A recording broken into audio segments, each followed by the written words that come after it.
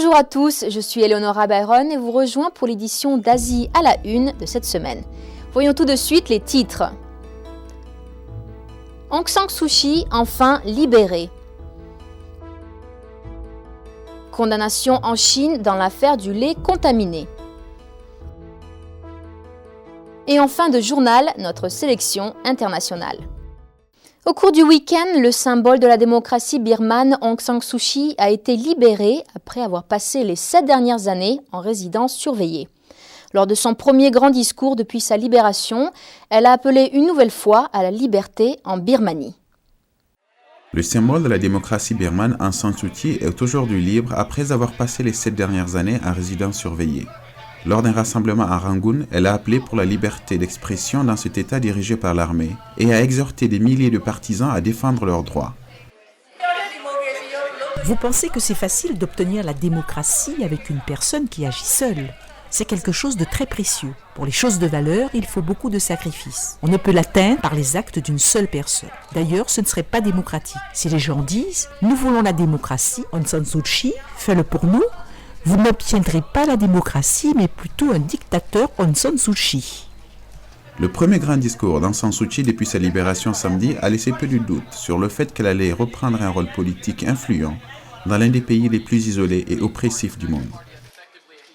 Si mon peuple n'est pas libre, comment pouvez-vous dire que je suis libre ? Nous ne sommes pas libres. Soit nous sommes libres tous ensemble, soit nous ne sommes pas libres tous. La lauréate du prix Nobel de la paix, âgée de 65 ans, a offert un rameau d'olivier à la junte militaire en disant qu'elle n'est pas en colère contre ceux qui l'ont gardée en détention les 15 et 21 dernières années. Pendant mes années de détention, j'ai été bien traitée. Personnellement, je dois le reconnaître, mais cela ne suffit pas. On s'attend à ce que Aung San Suu Kyi refonde sa Ligue nationale pour la démocratie. Elle a également appelé à l'aide d'autres partis pro-démocrates en disant qu'elle serait disposée à travailler avec quiconque pour apporter la démocratie en Birmanie. Tous ces partis et groupes en Birmanie qui veulent vraiment la démocratie, j'aimerais leur aide également. La popularité de Suu Kyi est toujours une menace pour l'armée. Cependant, sa libération permet de donner à la junte un soupçon de légitimité après les élections de la semaine dernière, les premières du pays depuis 20 ans. Elle était ridiculisée comme une imposture pour prolonger le régime militaire derrière une façade de démocratie. Le sommet du G20 s'est achevé à Séoul, en Corée du Sud. Cependant, aucune mention spécifique n'a été fixée pour corriger les déséquilibres économiques entre les pays. Une autre réunion a également été proposée pour l'année prochaine. Les dirigeants des nations les plus riches du monde sont tombés d'accord à Séoul pour établir une ligne de conduite afin d'évaluer les crises liées au commerce, repoussant les détails à l'année prochaine.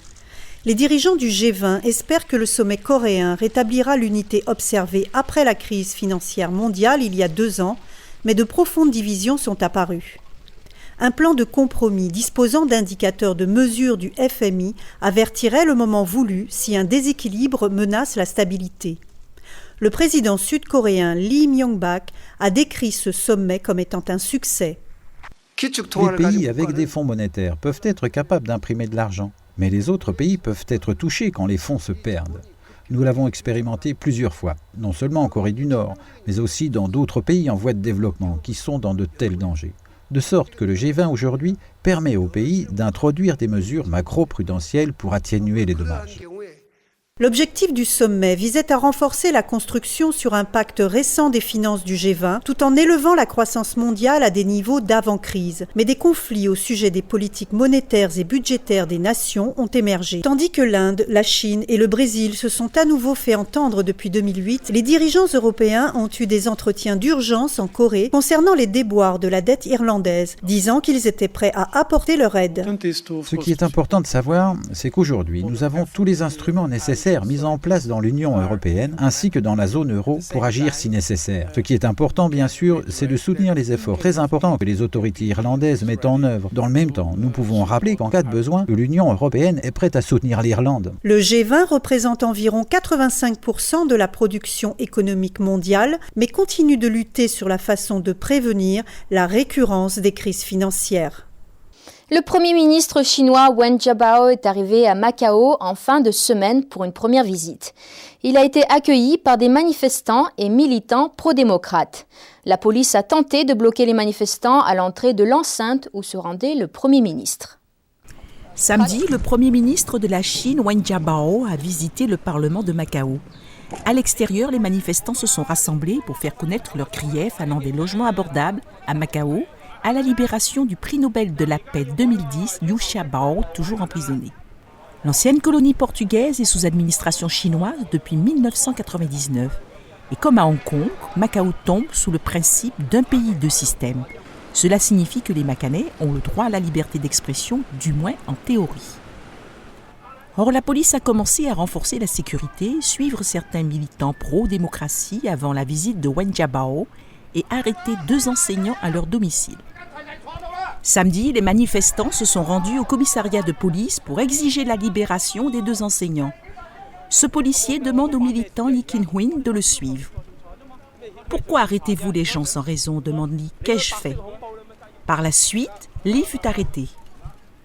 Un député de Hong Kong, Albert Ho, président du Parti démocrate de Hong Kong, et 4 autres militants se sont vus refuser l'entrée à Macao par les services de l'immigration. Ho avait prévu de se joindre aux protestataires. Il est connu pour avoir critiqué ouvertement le Parti communiste chinois. Dans le cadre de la politique d'un pays deux systèmes, le système juridique et la politique d'immigration de Macao et de Hong Kong sont administrés de façon indépendante par la Chine continentale. Pourtant, depuis que Macao a commencé à être prise en charge politiquement par la Chine en 1999, ces 2 territoires ont conclu avec le Parti communiste l'empiètement de leur liberté. Un activiste chinois connu pour son aide envers les victimes du lait contaminé en 2008 a été condamné à 2 ans et demi de prison mercredi dernier à Pékin. Après que son propre fils soit tombé malade, Zhao Linghai a créé un groupe de soutien pour les autres parents dont les enfants avaient été empoisonnés par le lait contaminé à la mélanine toxique. Mercredi, un tribunal de Pékin a condamné Zhao Linghai à 2 ans et demi de prison. Il a été accusé de perturber l'ordre social pour son implication dans la création d'un groupe de soutien et d'un site internet pour les familles affectées par le scandale du lait toxique en 2008. Selon les médias chinois d'État, 6 enfants au moins sont décédés et plus de 300 000 d'entre eux sont tombés malades en 2008 lorsque le lait en poudre pour nourrissons a été contaminé à la mélamine, un produit chimique industriel. Zhao était un ancien employé de l'autorité de sûreté et de la qualité de la nourriture en Chine. Son propre enfant est tombé malade après avoir bu du lait toxique. Zhao a fondé le site internet sur les calculs rénaux des bébés pour que les familles puissent échanger des informations et obtenir des conseils sur la façon de poursuivre en justice les compagnies impliquées. Zhao a été arrêté en novembre 2009, juste au moment où les demandes d'indemnisation ont été présentées devant les tribunaux. Depuis lors, il est maintenu en garde à vue. L'Organisation des droits de l'homme Amnesty International affirme que les autorités chinoises lui ont refusé l'assistance d'un avocat pendant 3 mois et ne lui ont pas permis de rencontrer sa famille. Amnesty a condamné rapidement la sentence rendue mercredi en déclarant « Nous faisons appel parce que les autorités ont emprisonné un homme que les Chinois considèrent à juste titre comme un protecteur des enfants, non un criminel. » Mercredi, le fils de Zhao tenait un panneau à l'extérieur du tribunal sur lequel on lisait « Papa rentre à la maison », alors que l'épouse de Zhao et les autres membres de la famille ont fondu en larmes à l'annonce de la condamnation. C'est trop injuste. Ils nous ont condamnés à 2 ans et demi. La peine est trop lourde. Ils ont déjà allongé la condamnation. Et il a déjà été détenu pendant 1 an. Que veulent-ils de plus? Il n'y a personne pour prendre soin de nos enfants. Li Fenping, avocat de Zhao, a exprimé son inquiétude quant à la durée de la peine. Même s'ils maintiennent sa culpabilité, pourquoi une condamnation si lourde? Il y a de nombreux cas comme celui-ci. Ils ont tous obtenu 6 à 8 mois. La peine la plus lourde ne dépasse pas 1 an. Le régime chinois a condamné 3 personnes à mort pour leur implication dans le scandale du lait toxique et a demandé que le groupe Sanlu, actuellement en faillite, paie l'équivalent de plus de 200 € d'indemnisation pour les familles affectées. Pour de nombreux Chinois, c'est Zhao qui a aidé à obtenir cette indemnisation. Ses sympathisants se sont retrouvés à l'extérieur du tribunal pour protester contre le jugement. Et tout de suite, nos correspondants nous content l'histoire d'un pilote militaire devenu artiste. Et la Corée rend hommage à l'univers ukrainien.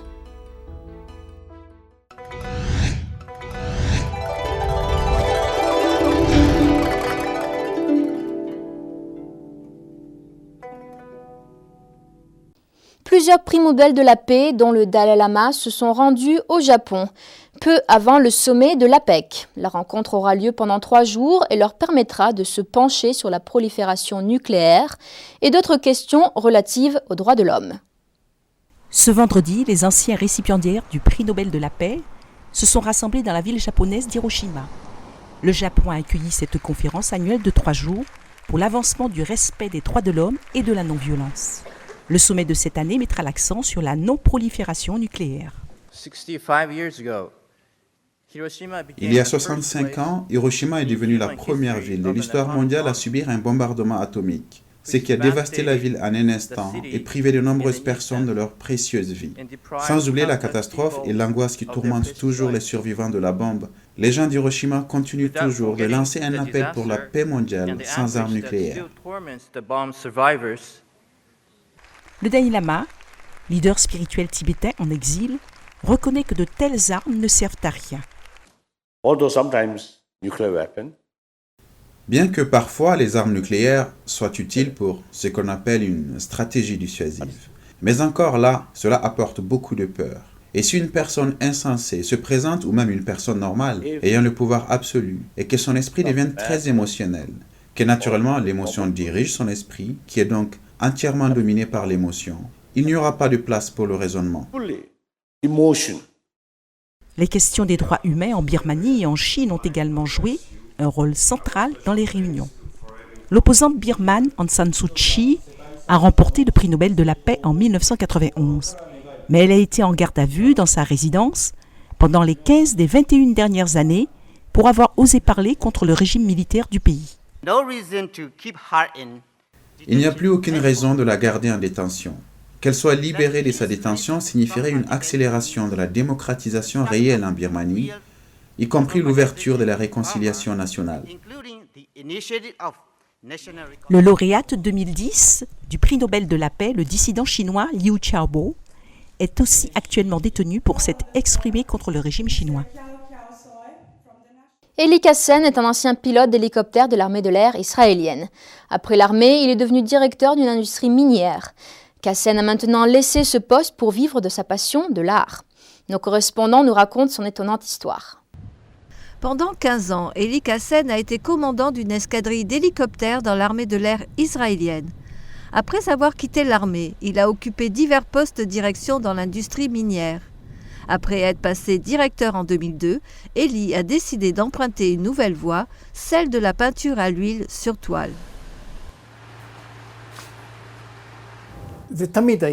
J'ai sans doute eu cela en moi. À l'intérieur de moi, il y avait une petite boîte fermée et au moment où je l'ai ouverte, une peinture en est sortie. Ensuite, j'ai continué avec la peinture. Je mets toute mon énergie et tous mes sentiments dans ce domaine et je développe mes aptitudes, ce qui me permet de m'améliorer. Eli a commencé à étudier la peinture avec un artiste et a développé une méthode de dessin en 3 dimensions qui inclut la peinture abstraite. Je peins une grille et à l'intérieur de cette grille, chaque carré est peint d'une couleur différente. Chaque couleur influence les couleurs qui l'entourent. Cela est très similaire à un vol qui laisse la possibilité de dizaines de façons différentes d'accomplir une mission. En fait, à chaque instant, on peut décider du moment suivant. On peut considérer sa peinture selon le même principe. Lorsqu'Eli avait 9 ans, ses parents l'ont envoyé étudier la peinture, sa première rencontre avec l'art, mais Eli n'avait alors pas continué. Pendant de nombreuses années, lors des réunions de famille et autres événements, Eli a développé un style graphique utilisant principalement les crayons, mais n'a jamais peint à l'huile. Eli est connu pour avoir un passé de pilote. Sa façon spéciale de peindre chaque carré attire également l'attention. Arriver à créer une peinture homogène et obtenir un ensemble très clair, c'est vraiment une œuvre d'art. Eli peint des paysages de nature aussi bien que des scènes urbaines, des choses de tous les jours. Vous pouvez voir les choses différemment avec beaucoup d'émotions et de nombreuses combinaisons de couleurs. Lorsque vous voyez une fleur, vous ne voyez pas seulement une fleur. D'un coup, vous voyez une fleur ajoutée à toute une combinaison de faits et d'activités lorsque vous peignez cette fleur. Eli peint dans un studio chez lui, à Tel Aviv. Les esquisses et idées qu'Eli peint viennent de l'extérieur ou de souvenirs qui l'ont marqué. Dans chaque peinture, je laisse quelque chose de moi, une composition de sentiments et de techniques, mon enthousiasme et la beauté que je vois dans cet objet que j'ai décidé d'exprimer sur la toile. Elie souhaite montrer dans ses tableaux la beauté qu'il voit et cet enthousiasme qu'il ressent au moment où il décide de peindre un objet et de transmettre ses émotions aux spectateurs. Les peintures d'Elie sont visibles dans les expositions et galeries du pays. Un reportage de Liroum et Michael H. NTD News, Israël. Des modèles uniques brodés par l'artiste ukrainienne Angelika Rudnitska ont été exposés dans divers pays européens. Bientôt, l'exposition Univers ukrainien se rendra en Corée du Sud, où l'artiste sera récompensé du titre honorifique de maître international. Voyons le reportage de nos correspondants de Kiev. L'artiste ukrainienne, présentatrice TV et chanteuse Angelika Rudnitska a remporté le titre de maître mondial. Elle recevra sa récompense en Corée du Sud, où se déroule cette année le festival annuel des maîtres mondiaux des arts et de la culture. D'abord, on m'a parlé du festival et je faisais partie des 200 candidats pour le titre de maître mondial. Après quelque temps, on m'a dit que certains nombres de participants avaient été éliminés, suite à une autre sélection.